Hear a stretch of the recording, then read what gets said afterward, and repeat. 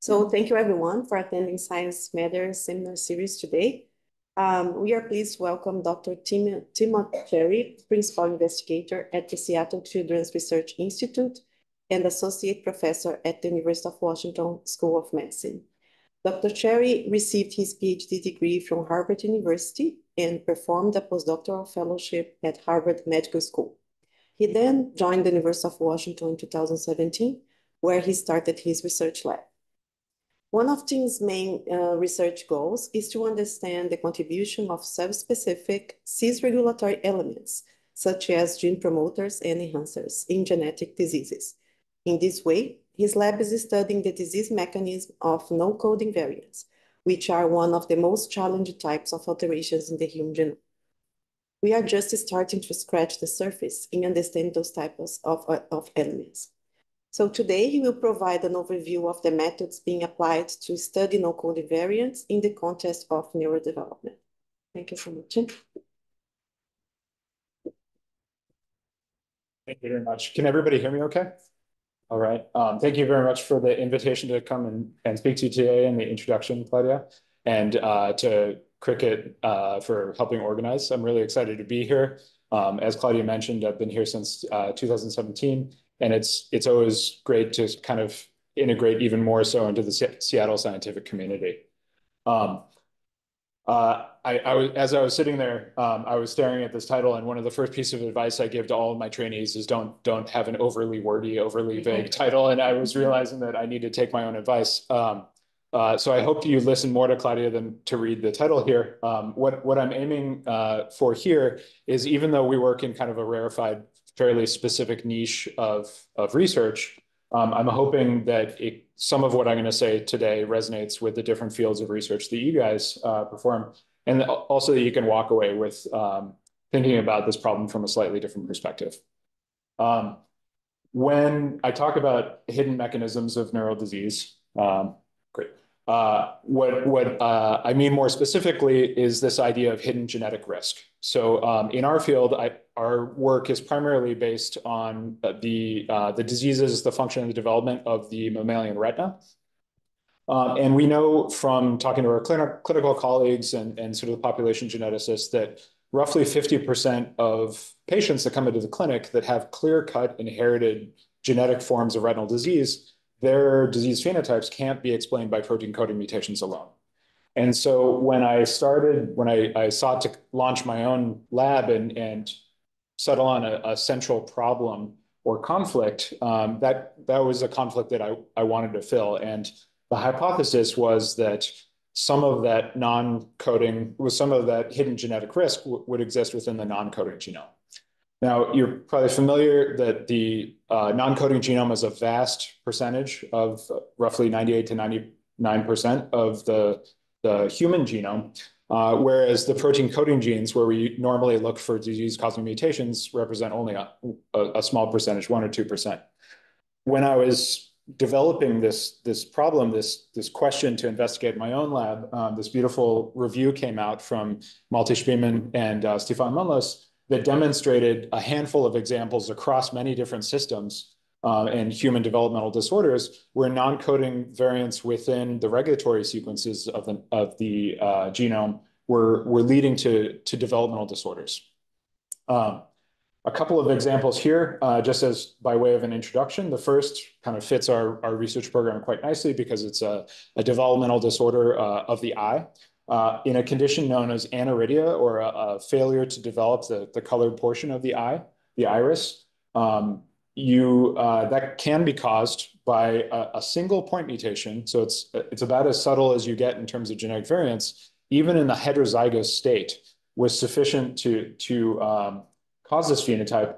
That point mutation is not within a protein coding genome, a protein coding sequence. Instead, that point mutation exists within an ultra-conserved element downstream of the developmentally critical transcription factor PAX6.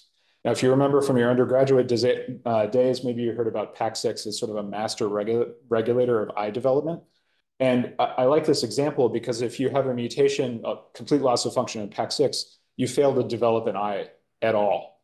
However, as you can see, this picture is kind of zoomed in, but this individual is able to develop most features of the eye, the globe, the sclera, the pupil, and the retina in the back of the eye relatively normal. However, disruption of one regulatory element of this transcription factor derails one aspect of eye development. And that's kind of a feature that you see across regulatory elements in other systems. Another example is now a more dramatic genetic variant or genetic lesion, which is a deletion of an upstream regulatory element of another transcription factor, SOX9. Again, if you lose SOX9, that is a much more dramatic phenotype. But if you lose this one regulatory element of SOX9, it can lead to a condition known as Pierre-Robin sequence, a craniofacial that has a craniofacial phenotype, which you can see here, sort of a flattened nose and some neurodevelopmental phenotypes. But it doesn't lead to kind of the catastrophic phenotypes that you would see with a full loss of function of the protein coding sequence. And then, of course, there are some classic examples of non-coding variants that lead to human developmental disorders. And those are lesions or point mutations or duplications in the classic regulatory element of the developmental morphogen sonic hedgehog. So in this case, a point mutation in this, what we would call an enhancer, and I'll explain what I mean by that in a moment, leads to an expansion of the normal domain of sonic hedgehog expression in the developing limb, which can lead to supernumerary digits or polydactyly. Or if you have a full-scale duplication of that regulatory element and upregulate the expression in the domain of sonic hedgehog in a developing limb, you can have an even more dramatic phenotype where you have polydactyly and a fusion of the digits, a condition known as syn polydactyly. Now, one of the things that I think is fascinating about this is that regulatory function and sequences are not necessarily always highly conserved across species. That's one of the challenges. Claudia mentioned that we're just starting to scratch the surface. That's one of the challenges. Oftentimes we can't rely on a mouse system or our standard experimental models to study the function of these regulatory elements. However, in the case of the sonic hedgehog mutation, exactly the same mutation in the same enhancer region or downstream regulatory element that leads to supernumerary digits in humans can do the same in other animals. Perhaps you guys are familiar with polydactyly cats. Sometimes they're called Hemingway cats. And that's a highly conserved regulatory element that can give rise to the same phenotype across many different types of species. So when starting my own lab, I thought, okay, we can study these elements. Some of these new genome-wide epigenomic assays were being developed, like whole transcriptome RNA-seq and ChIP-seq and things like this to study these identify these regulatory elements and study them. And I thought this would be a good opportunity to do this in the system that we know and love, which is the vertebrate retina. Much more recently, instead of just finding disease-causing mutations or pathogenic variants in non-coding DNA, some recent examples have looked at these regulatory elements not just as search space for disease-causing mutations, but actually targets for therapy. And kind of the poster child for this is this newly FDA-approved therapy for sickle cell disease or transfusion-dependent beta thalassemia, where a regulatory element of a transcriptional repressor is actually targeted. This is also the first-in-class FDA-approved use of CRISPR in a human therapeutic. Disruption of that enhancer, it's a lineage-specific enhancer, removes the function of BCL11A, this protein coding gene here, but uniquely in the blood lineage. So just as disruption of one regulatory element of sonic hedgehog only gives a limb phenotype, we know that sonic hedgehog is important for development across many different body systems, including the nervous system. However, by disrupting a lineage or a tissue-specific enhancer, in this case, the erythroid enhancer, they're able to de-repress or reactivate fetal hemoglobin so that individuals who suffer from sickle cell disease or beta thalassemia can now transcriptionally upregulate that fetal hemoglobin that they relied on earlier during development to compensate in part for loss of adult globin function. This, of course, couldn't have been done without the brave participation of the patients in this trial. This is Victoria Gray, who's patient number 1 in this trial. She is now disease-free or symptom-free after a number of years, and is an advocate who goes out and talks to populations of individuals with sickle cell, and also to groups of researchers and biomedical people in the biomedical field who are looking into CRISPR-based therapeutics. I think this is just a beautiful example where we can think of these regulatory elements not just as regions that can be compromised by disease, but actual therapeutic targets as well. So that's kind of a newer motivation for us to do the work that we do. Because we work in the eye, I always show this slide. There are ocular retinal symptoms to beta thalassemia and sickle cell disease. Here, it's a little hard to see, but oftentimes when people are trying to diagnose a retinal disease, you'll have fluorescein or some other fluorophore injected into your bloodstream, and this is fluorescent angiography. When you go into the ophthalmologist, oftentimes she'll look in the back of your eye and you'll see something like this. And with fluorescent contrast, you can see the patterning of the blood vessels. Here, in the case of sickle cell disease, the abnormally shaped RBCs are getting caught in the fine vasculature of the eye and causing actually a retinal detachment around this. And this is one of many symptoms, of course, not the sort of systemic, really devastating symptoms that we think of in terms of the pain crises or the joint pain with sickle cell disease. But this is yet another aspect of sickle cell disease that can be ameliorated or addressed through this CRISPR-based targeting of a non-coding regulatory element. So if you really just boil it down, the central question of our lab is we know and typically think of disease-causing mutations as mutations that happen within protein coding sequence, but just as this can occur, we can have variants, we can have structural variants, deletions, duplications, and so on in the non-coding DNA, which could cause perhaps a dysregulation of a central gene, and lead to some of the diseases that we typically associate with protein coding mutations as well. Now, there are a lot of challenges, as Claudia alluded to, and as I mentioned before. And one of the main challenges is these regulatory elements, not only are they not necessarily conserved across species or conserved across our favorite model systems, but they can be found basically anywhere with respect to their target genes, even on different chromosomes. They're developmentally dynamic, so regulatory elements that might be present early in development change over time into adulthood. And they're also exquisitely tissue and cell type specific. So in order to identify these regulatory elements and understand them, both their normal biological function, to use them as search space for new disease-causing variants, as well as to think about them in terms of potential downstream therapeutic targets, we first have to map out where these regulatory elements are within the human genome or the genome of whatever model system we happen to be using. So in the first part of the talk, I'll tell you about the efforts that we have done to do that in our system, in particular the vertebrate retina. This isn't work that existed when I launched the lab and we started, so we had to add to that. There are, of course, resources that you may be familiar with, including through the ENCODE consortium that have this for a number of different tissues that didn't exist for the retina, so we had to build it ourselves. Next, I'm going to tell you specifically about how we use that information to identify and model the function of disease-associated regulatory elements. And then I'll finish up. The first two are sort of both in the context of the retina. And in the last case, I'm going to tell you about a non-coding regulatory unit, both a regulatory element and its target gene, that are critical for development and function, not just of the retina, but also of brain development as well. I want to invite anybody to just, if you have a question as I go through, raise your hand. I'm happy to make this more conversational. But if you have questions that you're mulling over, please feel free to bring those up at the end of the presentation as well. Okay.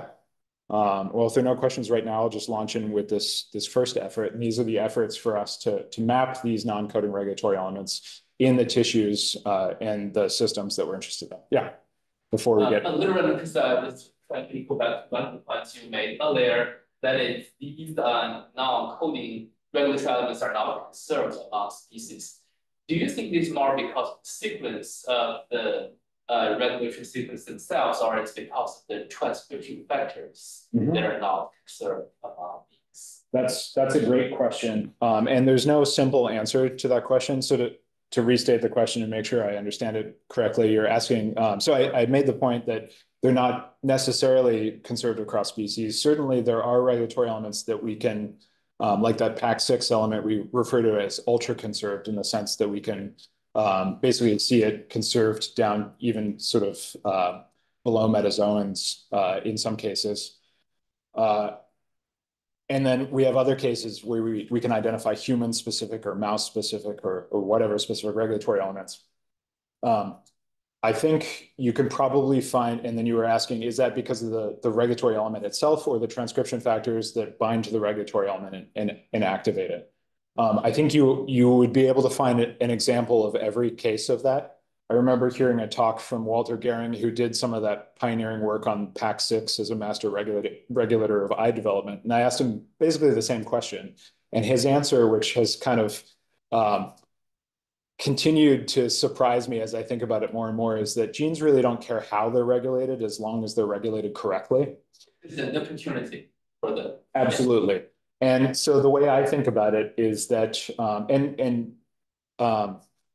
another challenge of studying regulatory elements compared to variants within the coding genome is that we don't have the framework of the triplet code to be able to interpret the consequence of variants.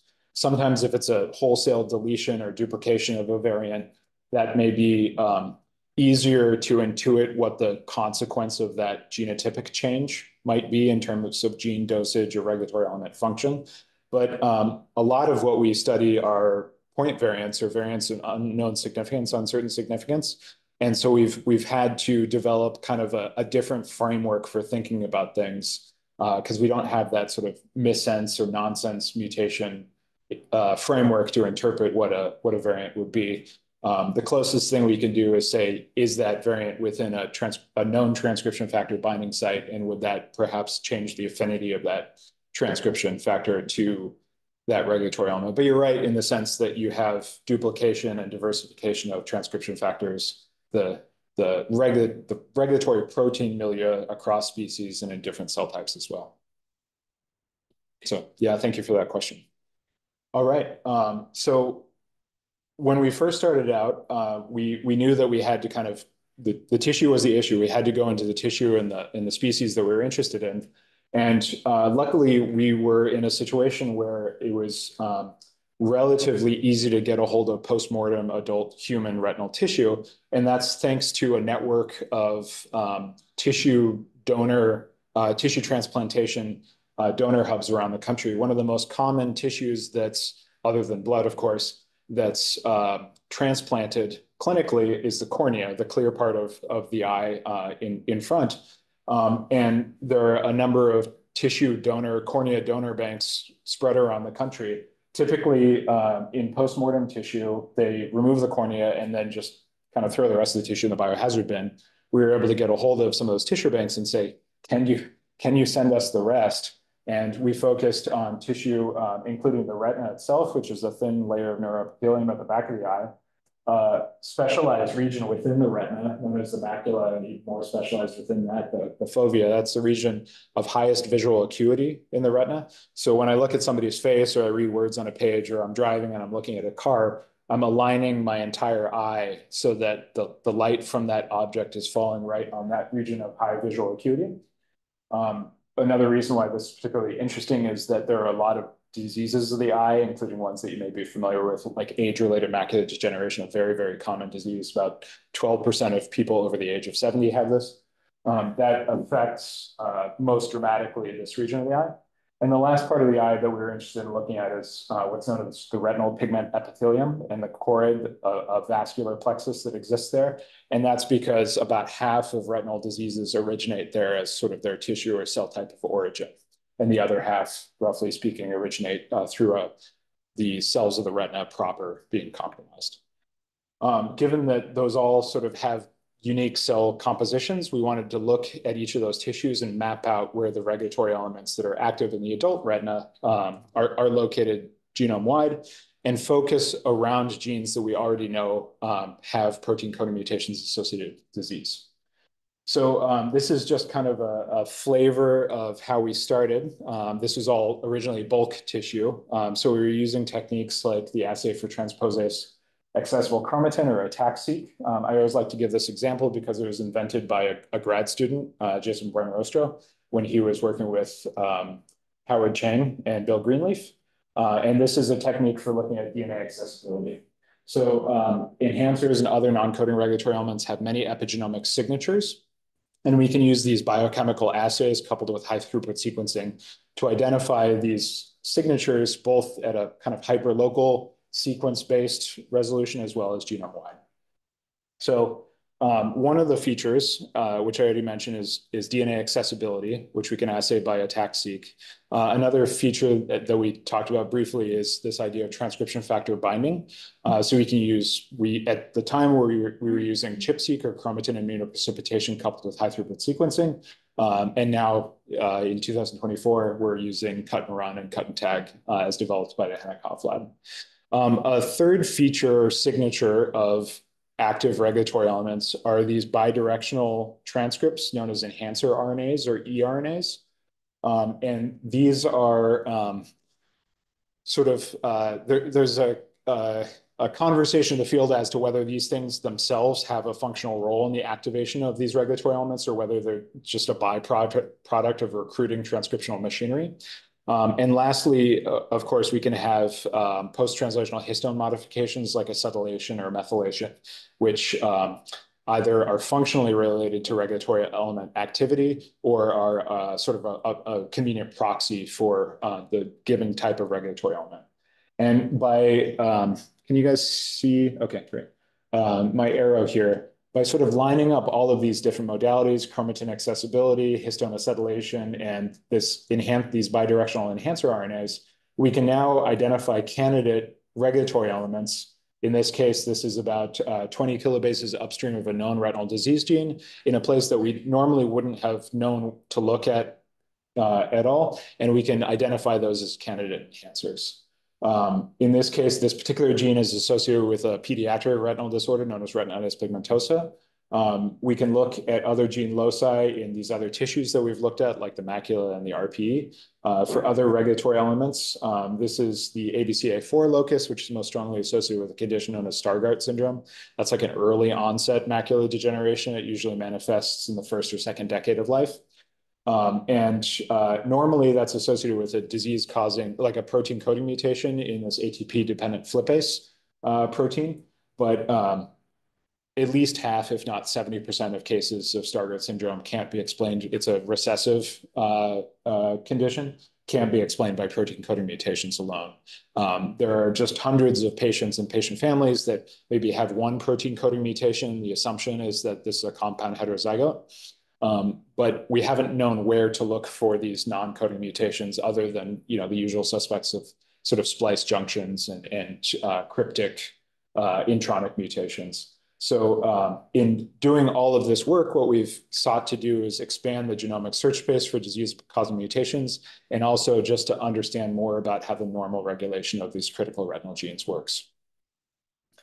More recently, and this is work that was published a couple of years ago, a postdoc in the lab, Emma Thomas, working together with a really talented bioinformatician, Andrew Timms, took us into the single-cell era. So we used a multi-omic approach using single-cell RNA-seq and single-cell ATAC-seq of the adult and developing human retina.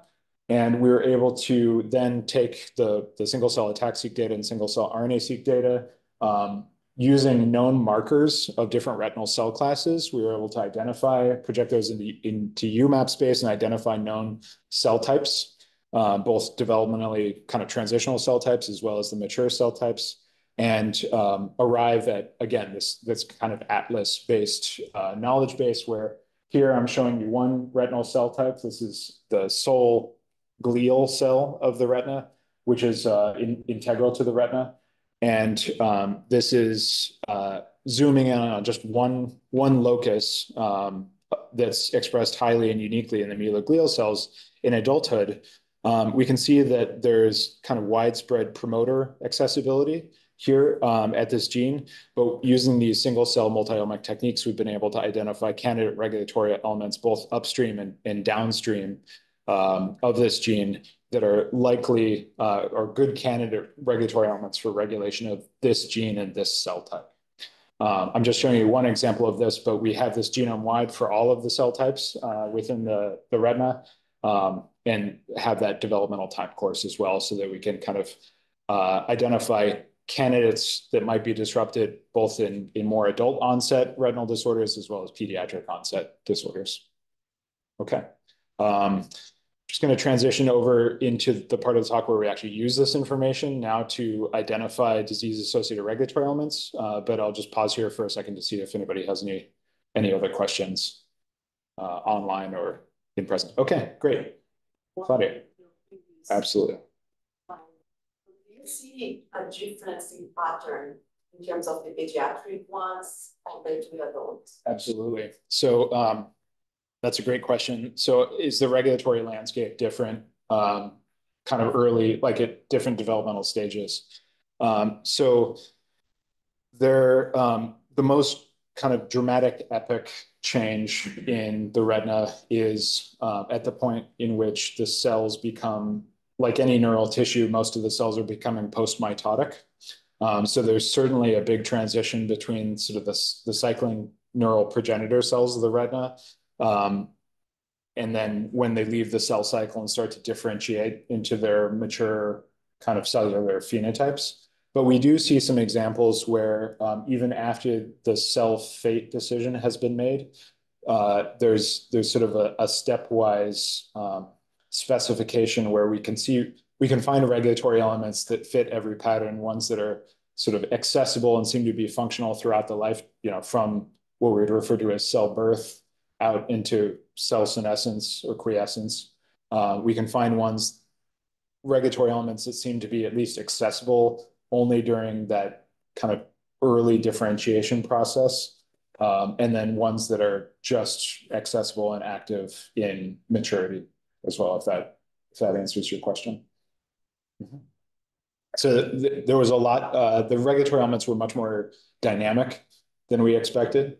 Now, one thing that I don't talk about and we're just starting to get into is also this idea, basically everybody in any system knows that there's quite a bit of dynamic, all of this sort of relies on a view of steady state gene expression in these cell types. But we know, especially in the nervous system, that cells of the nervous system are stimulus dependent cells, right? And essentially every cell type of the body is. And we know that we can induce gene expression by administering certain stimuli to certain different cell types and tissue types in the body.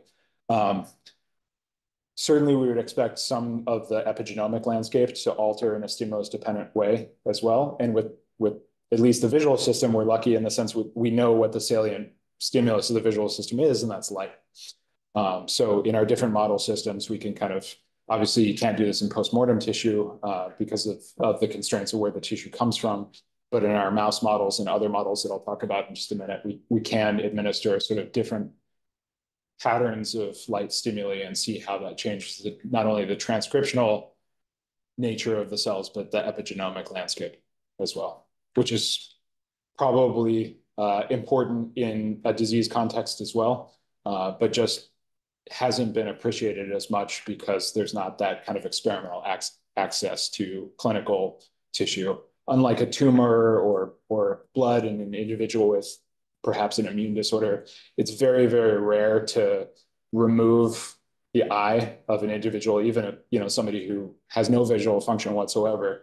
There are a lot of reasons why you wouldn't necessarily want to biopsy that eye or remove it. Only in rare cases of trauma or retinoblastoma, sort of oncological malignant cases, do you actually remove the eye. So all of this, I should have said that at the beginning, but all of this work is done on what we would consider quote unquote normal postmortem donor tissue, not diseased tissue. All right. So let me now transition, like how do we put this information to work? Like it's great to have these maps, it's great to have these atlases of single cells and whatnot, but how can we use this knowledge to do something to kind of further our understanding of how the eye develops, how the eye is maintained, and how unsolved hidden genetic risk exists within visual disorders or any type of human disorder for that matter. And to do that, I want to introduce what I think of as kind of a rare unknown disorder, which is known as macular telangiectasia type 2. I learned this morning from Amy Dudley that she's very, very aware of this. And in part, the sort of unexpected research overlap here. Not up until 2017, about the time I was starting my lab, virtually nothing was known about the genetic causes of macular telangiectasia type 2. It's very clear that it runs in families in a non-Mendelian type of manner. It seems to have partial penetrance and maybe a slightly autosomal dominant fashion, but it's not as clear as, you have one protein coding mutation and you're going to get macular telangiectasia. In terms of the clinical aspects of phenotypes of the disease, normally, again, this is one of these fluorescent angiograms that I showed you earlier. So this region here, which is sort of devoid of blood vessels, that's that region of really high visual acuity. The blood vessels have, I think the just so evolutionary story is the blood vessels don't get in there because they're distort the light. And only in pathological cases do you see blood, like angiogenesis and fine vessels within that region. Even if you don't know anything about the eye, hopefully you can kind of appreciate the difference here. Here we have kind of a buildup of fluorescent substrate within this region, which is usually devoid of blood vessels, suggesting some pathological angiogenesis here. And we actually have a buildup of crystalline deposits also. So some of this fluorescent signal is coming from the fluorescein itself, and some of it is autofluorescence from this buildup of sort of pathological substrates. In 2017, this even though it's sort of a poorly appreciated retinal disorder, it's in the grand scheme of rare diseases, it's fairly common. About somewhere between 1 in 1,000 and 1 in 3,000 individuals worldwide have macular telangiectasia. Oftentimes it's misdiagnosed as macular degeneration or something else. Some of our colleagues in Australia were able to kind of start a worldwide consortium of people studying macular telangiectasia and recruit enough patients to do a genome-wide association study. And what that will tell you is, if you're not familiar with looking at these sorts of data or thinking about genome-wide association studies, that doesn't necessarily give you a smoking gun of what the disease-causing mutation is, but it gives you an association with common variants spread across the genome and the disease phenotype. This is what's known as a Manhattan plot. On the x-axis here, you'll notice these numbers. These are chromosomal numbers, and on the y-axis, we have a negative log 10 p-value. Which denotes the significance of the genome-wide association with the disease phenotype. At the time that this is sort of a next generation or version 2.0 GWAS, at the time that we got into it, the number one genome-wide association locus was this one on chromosome 5. And here are these peaks where these dots, each of these dots represents a common variant spread across the genome. And when it rises above this genome-wide significance, that suggests that this is really strongly associated with the disease phenotype. Each of these peaks is labeled by the nearest gene. But what I'm going to tell you about in just a moment is that this is not the causal gene for macular telangiectasia. It does not impart, this gene in particular, doesn't impart genetic risk. So the reason why we became, well, first, this was the number one peak in the first generation of the GWAS, and it has now been reproduced many times, and the different peaks kind of jockey for one another. Usually it's between this peak on chromosome 1 and this peak on chromosome 5. But the other thing that piqued our interest, pun intended, was that this association peak happens within what is basically a protein coding gene desert. So the nearest protein coding genes are hundreds of kilobases away. And the variants that are most strongly associated with this disease phenotype, really, we can kind of statistically narrow this down to a 95% credible set window of the genome, and there aren't any protein coding genes here. The nearest protein coding genes, sort of on one side, are a transcription factor MEF2C and that TMEM161B on the other side. This another reason why this really kind of showed up on our radar is not only is it strongly associated with macular telangiectasia through multiple independent GWAS studies, but it's also associated with this much more common disorder, age-related macular degeneration, as well as other kind of disease-associated phenotypes, including an increase in the blood vessel size in the retina. Remember, I mentioned that one facet of this disease is that abnormal blood vessels in the retina, and also an increase in the thickness of the retina, in particular that region of high visual acuity. So all of this, looked really compelling, and we just wanted to ask the question: within this region, are there non-coding regulatory elements? And we put our single cell data to work to look at this, and looking across. So what we're looking at here is DNA accessibility across this sort of credible window of disease association. And we're looking at developmental cell types, including progenitor cells, as well as more mature cell types. Of course, the rod and cones are the sort of the most well understood cell types of the retina. But what we saw was that in the mature retina, so this disease kind of first manifests symptomatically in middle age, sort of 40s to 50s.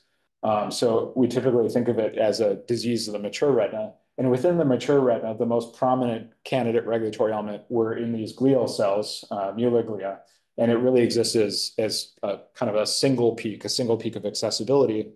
And when we superimpose the lead variant that's associated with this genome-wide association, it fell right within this regulatory element. So that all of that together made us think maybe the source of genetic risk on chromosome 5 is some sort of disruption of this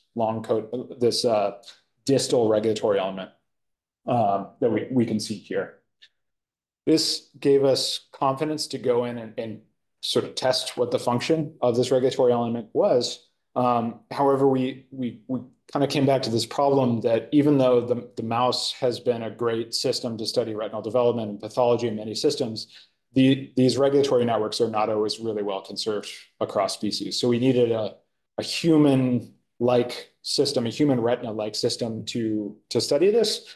And we turned to what was also a rapidly evolving model, which is the ability to take induced pluripotent stem cells and differentiate those into a human retina-like structure, which we call retinal organoids.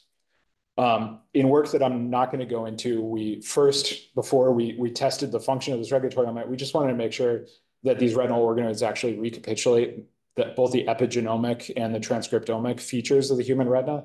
And we were able to do that with a high amount of confidence. And most importantly, for this story, this regulatory element, or the epigenomic landscape within this locus, was really nicely recapitulated in this retinal organoid system.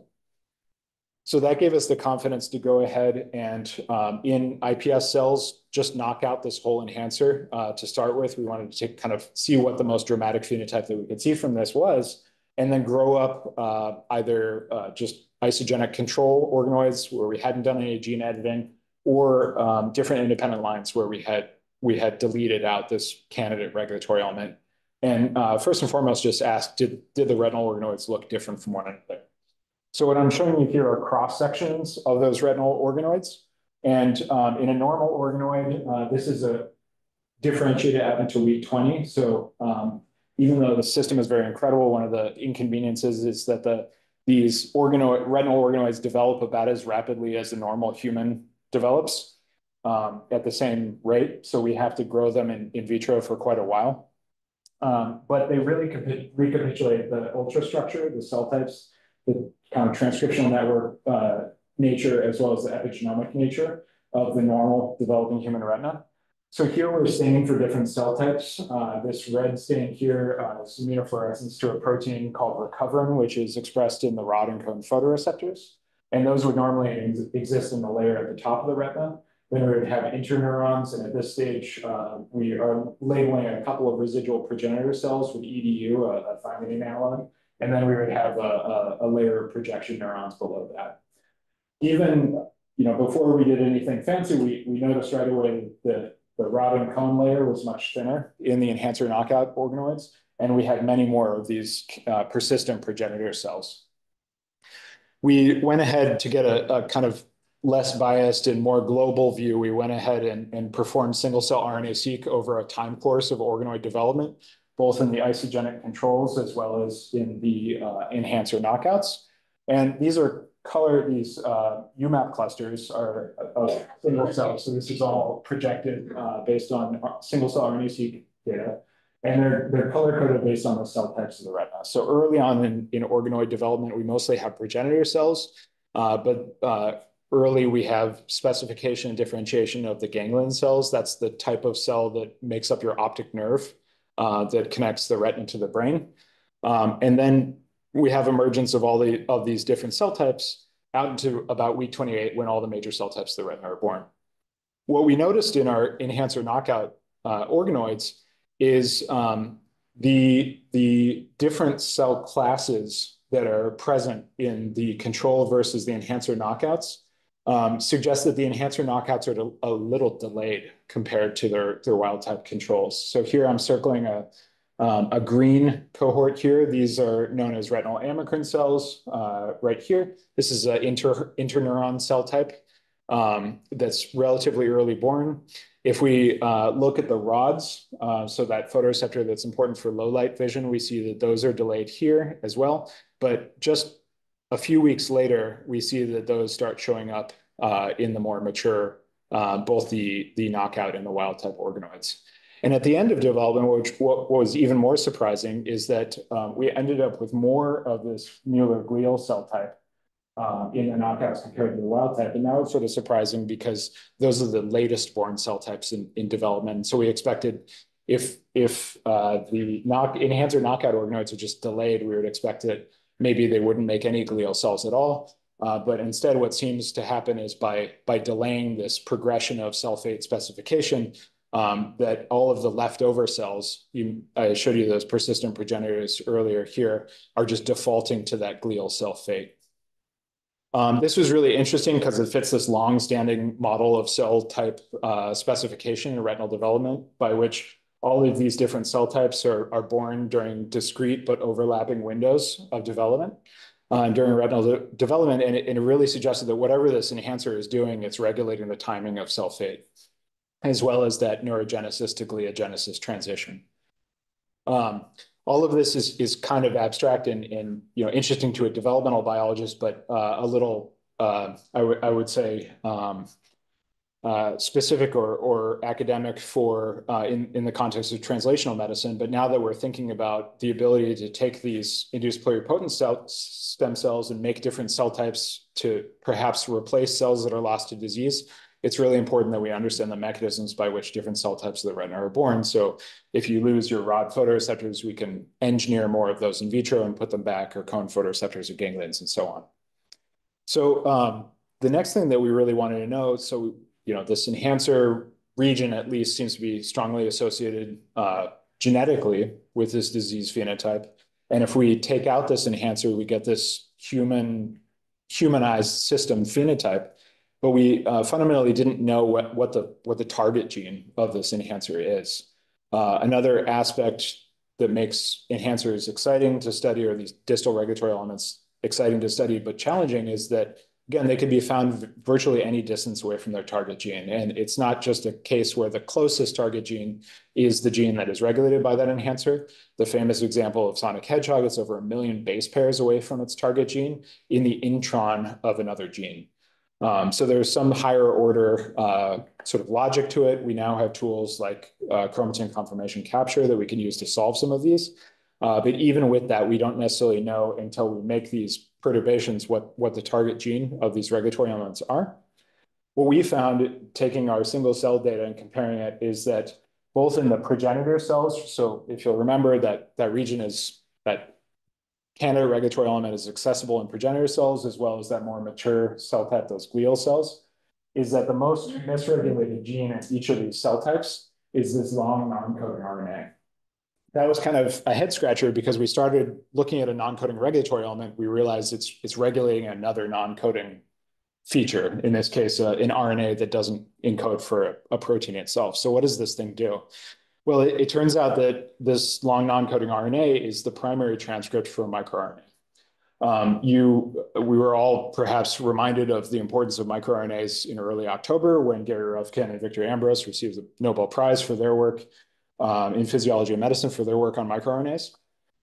Just as a quick reminder, oftentimes, as is the case with this particular microRNA, miR9-2, they're transcribed as part of a very long primary transcript and then edited down through a series of enzymatic digestions, most notably by this enzyme dicer, into short 18 to 22 nucleotide single-stranded RNAs, which complex with argonaute to target messenger RNAs in a sequence-specific manner, either for translational block or degradation. In either case, it serves as a kind of added brakes on the system of the transcription of a transcriptional state or network of the cells. And miR9-2 itself is really, really highly conserved all the way down to Drosophila. Humans have 3 orthologs or 3 paralogs, 9-1 through 9-3. And it just so happens that our particular enhancer seems to be regulating one of those paralogs, miR9-2. So what's known about microRNAs in general in the retina and the miR9 family in particular? In work done by actually one of our local colleagues here, Tom Ray at the University of Washington, they found that if you knock dicer out, so you basically disrupt the function of all processed mature microRNAs, you have a delay in retinal cell type specification, just like we see when we just disrupt one enhancer of our microRNA. They were able to rescue the phenotype associated with loss of all microRNAs just by putting back miR9 by itself. Which is sort of a nice rescue experiment that underscores the importance of this one microRNA, at least in the context of retinal development. They were able to do a very similar thing in the context of the mature retina. So when you disrupt all microRNA function in mature retina, the cell type that's most strongly affected is that glial cell type that I mentioned, the Mueller glia. And by putting back miR9, they were able to sort of reestablish the homeostasis of Mueller glia. Bringing it back to the disease biology, we want to understand, okay, we think of macular telangiectasia as a disorder that is characterized by disruption of the blood vessels. So looking at our single cell data, again, from those organoids, we found that a lot of the genes that are misregulated are vascular signaling proteins. So this is just a single cell volcano plot. All of the dots here represent transcripts that came out of the Mueller glial cell cluster in particular. Everything on your right-hand side, those are genes that are de-repressed in the enhancer knockout compared to the control. And everything on the left side are genes that are down-regulated in the enhancer knockouts. This primary transcript of the microRNA is the most dramatically disrupted. We see a lot of targets, computationally predicted targets of this microRNA going up. Many of these fall into the contactin family. So we see contactin 3, 4, and 5. These are sort of cell-cell interaction proteins. And on this side, FLT1, which is a decoy VEGF receptor, SEMA3A, and COL18A1 are all genes that themselves are mutated in retinal vascular disorders, as well as more systemic vascular disorders. So that kind of left us with this model that maybe the primary function of this enhancer is to regulate the expression of the miR9-2 primary transcript, which is necessary for glial homeostasis and gliovascular signaling. But this left us with, this is based on changes in the transcriptional landscape of these cells alone. We can't actually look at the interaction of these glial cells with the vasculature in our organoids, because as of today, the ability to vascularize these organoids is still very, the technology to recapitulate all the features of retinal vasculature in this organoid model, despite all its strengths, is still insufficient to ask that question. And so just to kind of get into the last part of the talk, we decided to go now into our mouse model where the retinal vasculature recapitulates many aspects of human retinal vasculature. We wouldn't have to engineer vascular perfusion in these organoids. And we could take advantage of a pre-existing allele, which is a knockout, not of the enhancer, but now of the actual target gene miR9 itself, and ask, what is the role of miR9 in mouse retinal development, as well as in the mature mouse retina, which may give us more insight into the sort of the disease pathobiology of macular telangiectasia and age-related macular degeneration and some of these other diseases. So the first thing that we notice is that these miR9-2 knockout mice, they have more glial-like cells at the end of development. So this really mirrored what we were seeing in the organoids quite nicely. However, because we can bring the mouse retinas out into a greater state of maturity compared to the organoids, we could see some nuances of those glial-like cells where they're not completely properly specified. So here we have cross sections of the mature mouse retina. You can see the different cell layers here in blue. The glial cells in the wild type and the knockout are labeled here in green by SOX2. And then there's another cell type, the bipolar cells, that is labeled here in magenta. And one thing you might notice is that the layers of glial, where the green and the magenta cells are located, is actually flipped. And another thing that's a little harder to see is we start to see co-expression of this magenta marker, a marker of neurons, with a marker of the glia. And that's something you would normally never see, or you would see very, very rarely in normal retinal development, suggesting that these cells aren't developing quite normally. At the end of the day, though, we were really, really interested in what is the role of this kind of regulatory unit, both the enhancer as well as its target, the microRNA, in the mature kind of aged retina, because at the end, again, this disease is an adult onset disorder. And so we took advantage of the conditional nature of this allele and induced deletion of this microRNA later after the end of retinal development. So this is a Mueller-specific Cre recombinase driver, tamoxifen inducible. And because we think these glial cells are sort of the primary cell type of origin in this disease, one thing I didn't mention earlier, but if you look at very late stage macular telangiectasia, you actually see a dying off of this cell type just in the central retina. So all of those evidence together, as well as our epigenetic and transcriptomic data, suggests that this really is sort of the primary cell type affected in this disease. And if we knock that out in mature glia, we just remove the miR9-2 function, we see a big reduction in the number of glial cells in the mouse compared to in the knockout mouse compared to the wild type. And if we, so these are all cross sections. If we then flip the retina in the way that a clinician might look at your eyes, we're looking down on the thickness of the retina. Now the Mueller glial cells are labeled here in yellow, and the vasculature is labeled here in magenta. We see, again, a big loss of these glial cells when we acutely knock out this microRNA. And unexpectedly, we also see that the volume of these cells increases significantly.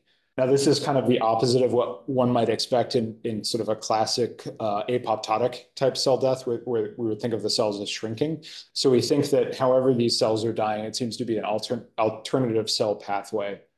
They're indelibly marked by this Cre-dependent indicator line from the Allen Institute. So if they're becoming something else, we would see that. Instead, they just seem to be disappearing, like first swelling and then disappearing. So we do, at the moment, think it is a cell death that's very similar to kind of the loss of the cells that we see in the human tissue cases. This is a sort of a proxy or something similar to that fluorescent angiogram that I showed you earlier. So not just are these glial cells compromised, but the vasculature in these mice is compromised as well, despite the fact that none of the vascular cells or the perivascular cells express this microRNA or have this enhancer active at all. So our current model sort of still stands here, where we think that misregulation of these glial cells, the normal function, one of the normal functions of these glial cells is to regulate the tone of the vasculature. And by removing these glial cells from the system, we're sort of deregulating or allowing a swelling of the vasculature here. This is true not just in the retina, but we see that in the brain as well. In green here, these are cells that would be, or sorry, in red here, these are cells that would be normally expressing glial cells that would be normally expressing this microRNA in the brain. And not only do we see retinal phenotypes in these knockout mice, but we see actually pretty significant brain phenotypes as well. So this kind of bossing would be consistent with a human condition known as hydrocephalus, or an enlargement of the fluid-filled spaces of the brain. And there are many different ways in which you can get hydrocephalus. In this particular mouse model, it turns out that this hydrocephalus seems to be originating from a problem with the blood vessels. The blood vessels have these microaneurysms, which then sets off this inflammatory cascade, leading to enlarged ventricles in the knockout mice. We actually see this even in the heterozygous knockout mice. So dosage of this level of this microRNA seems to be really important. And if we allow these mice to develop out into adulthood, you can see here, in a normal mouse, it'd be hard to identify these fluid-filled cavities. But I hope you can appreciate in this homozygous knockout that you had this really, really dramatic hydrocephalus. Bringing it back to human disease, it turns out that this region of the human genome where this microRNA and its enhancer are located on the Q arm of chromosome 5 has been found to be involved in neurodevelopmental disorders, not just retinal disorders. And this gets back to this idea that if you disrupt an enhancer, you might have a much more precise phenotype. And we think that that's the phenotype that's associated with the retinal disorder. But if you take out the coding sequence or the coding, or the gene, the target gene itself, as well as maybe neighboring genes, that you can have much more dramatic phenotypes like you see in these conditions of the kiddos who have full 5q14 deletion. All right. So I'll just kind of wrap up with the way we're thinking about this moving forward. We think that disruption of this regulatory unit, which includes the non-coding regulatory element, which is regulating expression of this microRNA, we think that that is primarily affecting neural cells or neural glial cells, which are then those cells and their normal communication with the developing vasculature of the retina and the brain is disrupted. And then I told you a little bit about how this microRNA also seems to regulate the specification of different retinal cell types over time. Hopefully you can walk away with an appreciation for how one goes about kind of mapping out the candidate regulatory elements, both in bulk and at a single cell resolution, and that by functionally testing these candidate regulatory elements, that can give us some new insight into where some of that hidden genetic disease lies, whether it's coming from GWAS or is existing in sort of more classical linkage studies from families. So I kind of called out people who contributed to this work, including Emma Thomas, who did the sort of early mapping in the organoids, Lulu Callies, who drove the mouse retinal work, and Santiago Fregoso, a postdoc who has been leading the brain development or brain phenotype hydrocephalus project. But these are the other members of our lab. These are our funding organizations and our collaborators. And I just want to say thank you again for the chance to come and speak with you guys individually and present our work to you. Thank you very much. I'm happy to take any and all questions. I'm curious about the distance between the enhancer and the It's about 100 kilobases from the enhancer to the promoter of the long non-coding RNA. So yeah, in the grand scheme of things, it's nothing like the sonic hedgehog where it's over 1 million base pairs away. At the same time, it's still not there are other non-coding transcripts in that region, which are sort of potential promoter targets that don't seem to be regulated.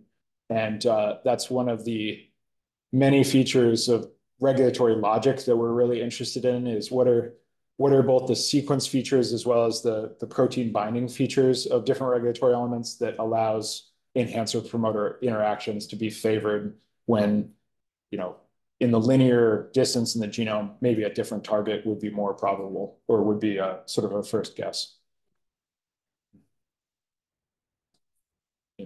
I'm embarrassed that I didn't remember that CPS1 showed up Yeah. in those GWAS studies. Do people think that that's the causative gene, or?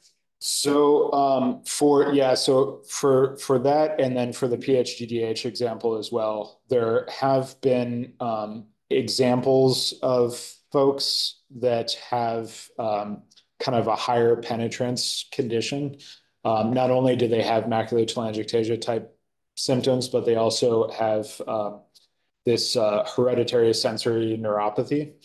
And those are probably, you know, in the sense that I think all of us are familiar with this idea of like very rare genetic diseases can inform much more common diseases. So I think that's exactly one of those cases where higher penetrant protein coding mutations in those genes can give you a phenotype that's similar to macular telangiectasia, but the more common and widespread causes of this disease, I think, are probably have lower penetrance. So it may be in that one in particular, and this is sort of a feature of these GWAS as well, is that that we were talking about is even though all of these individuals, like it's a case versus control study, even within the cases, you probably have different flavors of macular telangiectasia having different genetic risk.